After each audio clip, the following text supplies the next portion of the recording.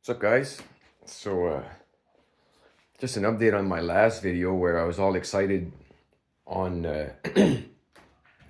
how I had figured out how to record easily with the Alesis Strata Prime right onto a Android phone or tablet or whatever.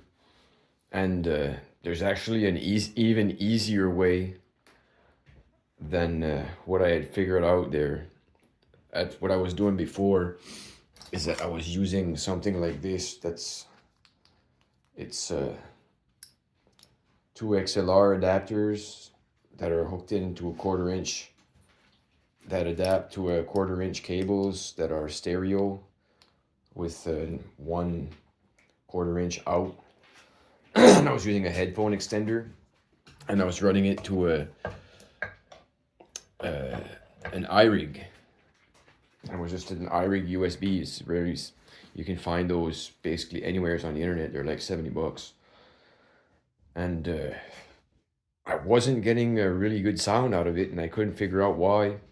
The sound would it's like the EQ. I don't really know how to set the EQ inside the drum module, but I was making sure that the iRig wasn't clipping, and I could literally turn it all the way down, and I would still send it wasn't showing that it was clipping. It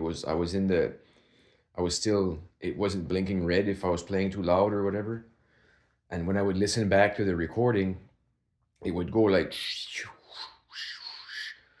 and kind of like the music was going in by Bluetooth, and it was mixing, and it sounded like half decent, but you can tell that there was like level inconsistencies in the levels where sometimes the music would get louder and the drums would go lower, or when I would be playing louder on the drums, the music would go lower and the drums would kind of sound clippy, but it wasn't showing that it was clipping on the iRig USB. So I was like, man, this sucks. I didn't know if it was to do with the module or the iRig or the device that I was recording with. And so I started troubleshooting. So I would try different devices and it would sound the same on all of my devices. And I was like, man. So anyways, I was on Marketplace on Facebook and I found this GoPro mixer. So I didn't buy this online.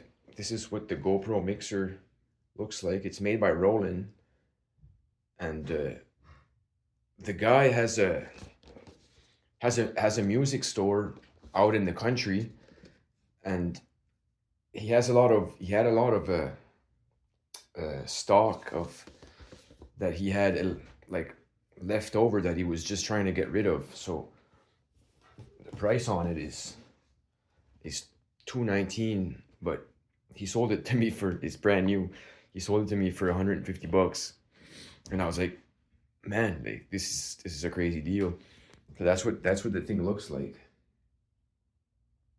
So basically, even more simple than going through these two jacks here that I would have normally just plugged these two in like that, and then out using this to the iRig. All I'm doing now is just basically I'm going through the headphone output, and I have a headphone extender, and I'm going into the instrument in from this, so you can control your volumes with this, and you can kind of EQ your stuff on this, and you can plug a mic into it, and you can plug you can plug 3 instruments and a mic into it. And I think you can plug 3 instruments and a mic, and you can literally plug it right into a tablet or an iPhone or any Android, iPhone, iOS, whatever Android that you have, it'll fit. It has a USB, an old style USB that goes to a USB C, so it's like a USB Lightning or something like that. And you don't have to get the adapter.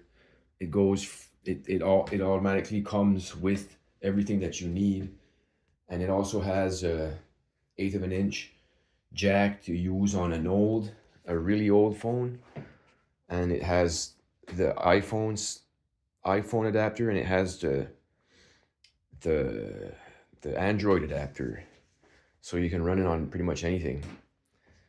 So I tried it, and I was doing it here on this device, which is a Google Pixel 8 Pro, and I was getting the same problem with this weird sound that was kind of like up and down, up and down.